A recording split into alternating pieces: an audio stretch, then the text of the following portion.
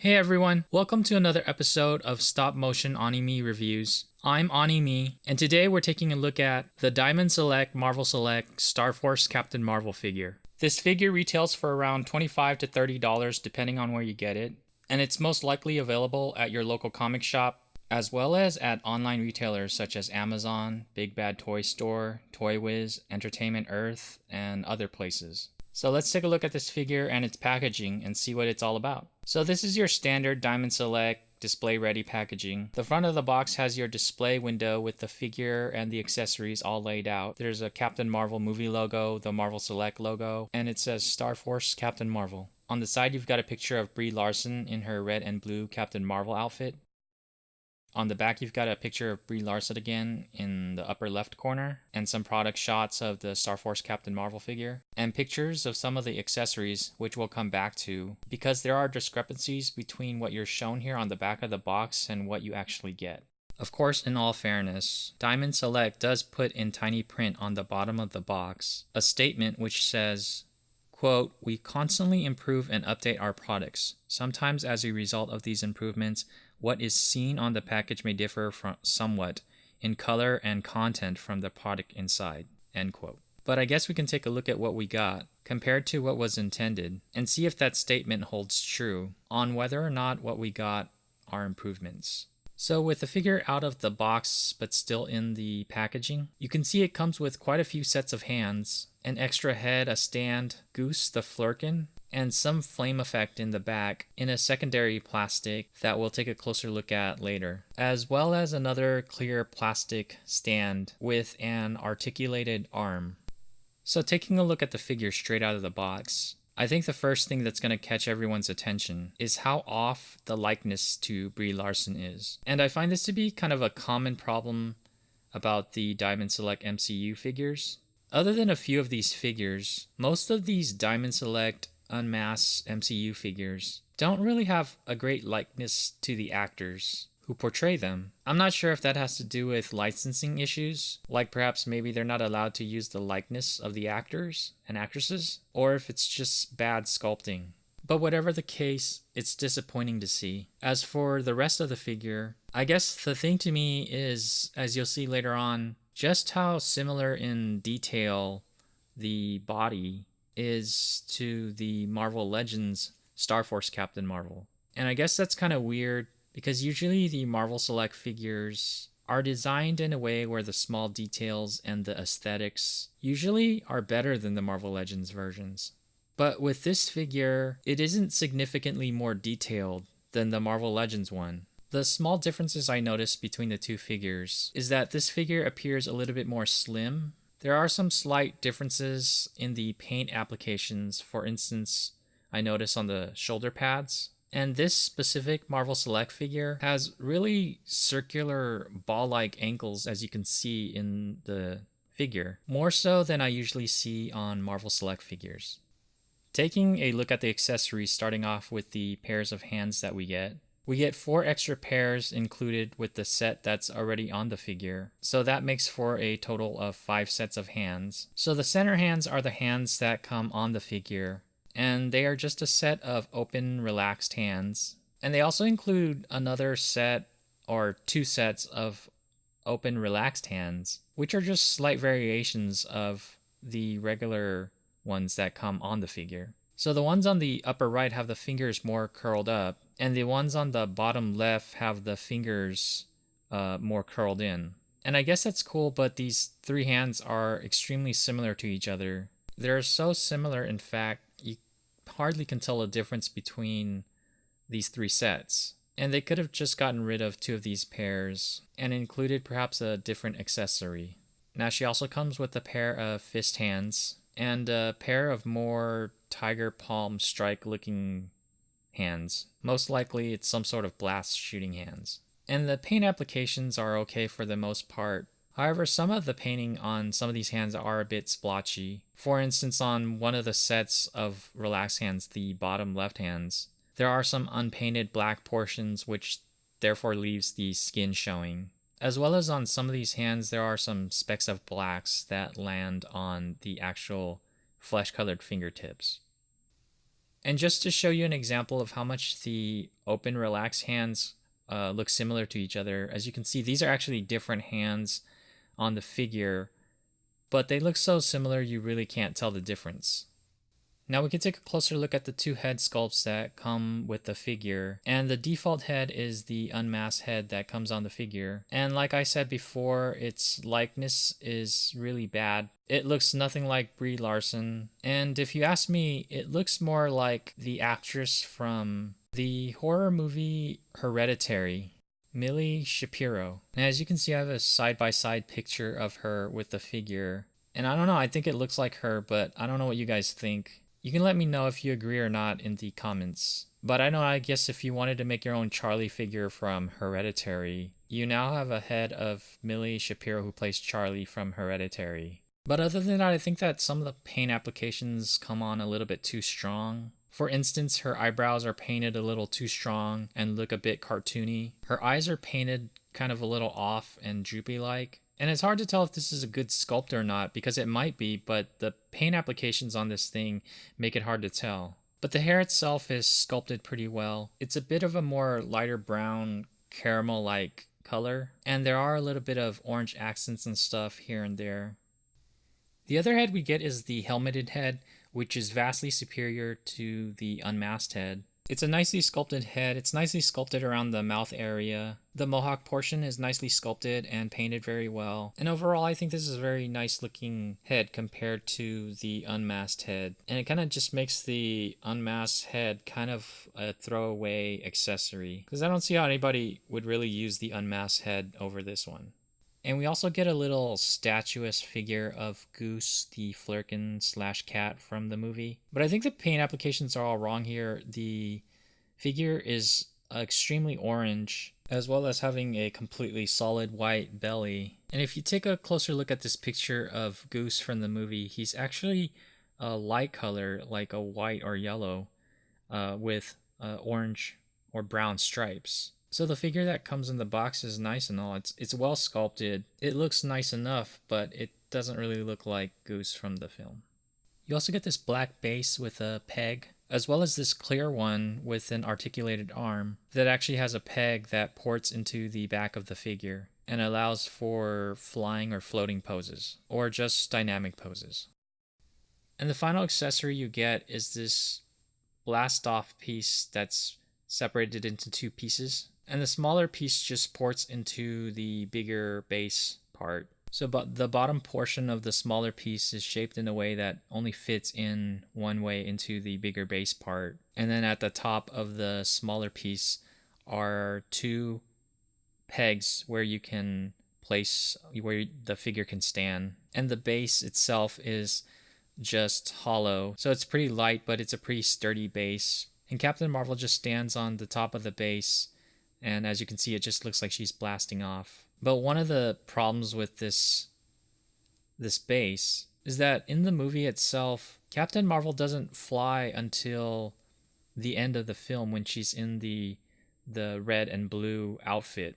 So the base is nice and all. It's really nice. I like it. I like how it looks, but it's not really an accurate piece for this figure. Now, if you have like the Marvel Legends Fantastic Four Human Torch figure or something, you can put him on the top, and I think it makes for a cool blasting effect accessory for him. But I think it's just kind of an inaccurate piece for this figure. Also, just a warning, you want to be careful about the peg at the top, or the pegs at the top of the little stand, because mine ended up breaking as I was adjusting the figure on the top, and I super glued it and it's fine now. And I'm using it for my Human Torch figure, and because the plastic on the Marvel Legends figures are a lot more soft, it's less prone to stressing that peg than the Marvel Select figure, because the Marvel Select figures are made out of a much more harder plastic. And that goes for some of the other accessories as well, as I actually ended up breaking one of the hinges on one of the fist hands. So just be careful. This is the first time I've actually had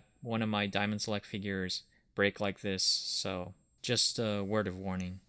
Now, I just wanted to take this time to compare these accessories with what originally was meant to come with this figure. So this figure was meant to come originally with this base, and I guess it's not a base that she stands on, it's more of a background prop. And originally she was intended to come with two blasting effects, one that ports onto the arm and is a tiny blast, and a larger piece that ports onto the smaller end, making it a giant blast. And I guess maybe they took that concept of the blast and made it into the base, the flying base, the blasting effect that comes with the figure. But I feel like I rather would have preferred these accessories over the ones we got, because in the film she does use these solar blasts when she's in this form. And I don't know, it's just me, but I usually like these base and stands that Diamond Select gives us. So I would have just rather much preferred that. But I guess it isn't like a total loss because, like I said, I'm using that blasting effect for my Human Torch figure now. But yeah, like I said, it just kind of makes it like it's a useless accessory for this figure instead. Oh, and one more thing of note, I think the head in these promo shots look way better than the one we got, even though it doesn't exactly look like Brie Larson as well. So measuring out the height, with the unmasked head, the figure stands at about 6 3/4 inches. And on a 7-inch scale line like this, that would make her about 5 feet 6 inches. And with the helmeted head on, to the top of the mohawk it measures out to be 6 7/8 inches. So to the top of that, that would make her about 5 feet 7 inches. But if you look at where her helmet actually stops, that measures out more close to 6 5/8, which means her actual height is actually around 5 feet 5. Now looking at her weight, you can see she measures out at about 69 grams, and pushing that up to kilograms, at 69 kilograms she would be about 152 pounds. So going over the articulation, starting with the head, as you can see Captain Marvel can look down about this much, and looking upwards she can look up quite a ways, so she's got exceptional range looking down and up. She can rotate her head 360 degrees, and she can rock her head left and right quite an amount. Now with the unmasked head, she does have quite good range looking down, but she doesn't really have any range looking up as her hair is going to hinder that. She can obviously also rotate 360 degrees on that peg, so I'm not going to show that, but she does have a little bit of head wobble, just not as much as the helmeted head. Her arms don't extend out quite at 90, but you still get pretty good range. The shoulder pads are made out of a more flexible plastic, so they are more malleable and thus give you a little bit more range. There's hinges at the wrist that allow for upwards and downwards movement, and she does have a single jointed elbow that allows for almost 90 degrees of motion, not quite, but it's almost there, it's not that bad. You do get full rotation at the shoulder and at the elbow and at the wrist.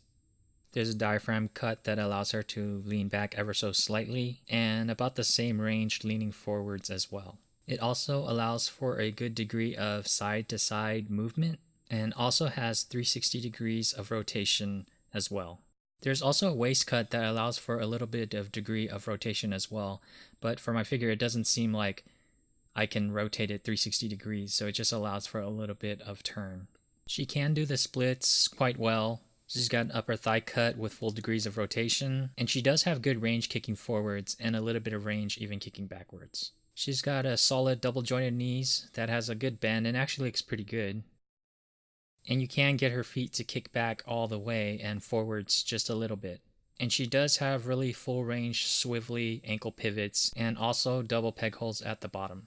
Now doing some size comparisons as well as aesthetic comparisons, as you can see compared to the 6-inch Marvel Legends figure over here, the Marvel Select figure seems to have some slight differences in the proportions. Her waist is a little bit more wider it seems, but it also seems like she's a little bit more boxy or straight because I think her legs are a little bit longer. And as you can see, there's a little bit more slight different paint applications on the figures. So you can see some differences in the silver paints, like on the shin guards, on the forearm guards or gauntlets, and on the shoulder pads. And with the Marvel Legends new face printing tech that they use, the Marvel Legends face is way superior to the Marvel Select version. And if you also look at the ankles, you can kind of see what I'm talking about with the Marvel Select, where the ankles are kind of a round ball shape. But just in general, you can see how close in detail the Marvel Legends figure is actually to the Marvel Select figure. And just to show you on the back of the figure, they're pretty identical as well. The only difference is the Marvel Select figure has that peg hole in the back that allows you to plug the articulated arm into it. Just to show you how it does look, here I've taken the Brie Larson head from the Marvel Legends figure and just placed it on top of the peg for the Marvel Select figure. It doesn't actually port in, but just taking a look at this, you can see how nice this head looks, how much nicer the face looks and everything. And it just makes the figure look so much better. And it just shows you how much the Marvel Legends face tech head is leaps and bounds beyond the Marvel Select one. And here's the Star Force Captain Marvel figure compared to another Marvel Select figure. This is the Black Widow Age of Ultron figure. And unlike the Captain Marvel figure, this is one of the Marvel Select female figures that actually has a pretty good face sculpt. And just to compare it to another MCU Marvel Select figure, we have the Marvel Select Age of Ultron Thor. And is it just me, or is the sculpt for the faces used to just look a lot better? They used to just be a little bit more accurate than the ones we were getting now. I think with the last Marvel Select MCU figures, the Captain America and Thor figures from the Avengers Infinity War movie, I just felt like the faces, the likeness started to go kind of downhill from there. And I just hope Diamond Select can somehow kind of turn that around. So thanks for checking out my overview of the Diamond Select Marvel Select Star Force Captain Marvel figure. I hope you guys enjoyed this video and found it somewhat informative. My final thoughts on this figure are, this figure is somewhat lacking in the usual Marvel Select flair that I see. I think it's got pretty good articulation, but the aesthetics of these figures, which is usually a strong point for the Marvel Select line, what usually separates them from the Marvel Legends line, are a bit lacking. I'm still glad I have this figure because it seems like there's a drought with MCU female figures. I think the last figure we got was that Black Widow figure. And when we got the Guardians of the Galaxy MCU figures, it's like they just left all the female figures out and just made the male figures. So Diamond Select doesn't really have a good track record with releasing female figures. I don't know why. Maybe they don't sell as well. So I'm still glad to pick this one up just so I can put it with my MCU Diamond Select figures. But unfortunately, I feel like the Marvel Legends Captain Marvel figure, the Star Force figure, is superior in both ways, in articulation and in aesthetics, because of the face. And I don't know if the accessories for this set really makes up for that, because we just get a whole bunch of hands, a lot of which, as I showed, were kind of not that different from each other. And the rest of the accessories were somewhat inaccurate to this version of Captain Marvel. So I don't know if I would say I would recommend this figure. I guess if you're a fan of the MCU Captain Marvel and of Diamond Select, Marvel Select figures, then yeah, I guess you could pick this figure up, but I think you should just know what you're getting yourself into. And just kind of looking back at what could have been, I just felt like this figure could have been so much more, but it's unfortunate it turned out this way. But guys, thanks for checking out this video. And like I said, I hope you guys found this information informative. And if you like this video, please give me a thumbs up and subscribe, because it really helps me out. And leave a comment in the comments section telling me your thoughts on this figure. I know people probably have possibly quite a bit to say about this figure. And I'll check you guys out later.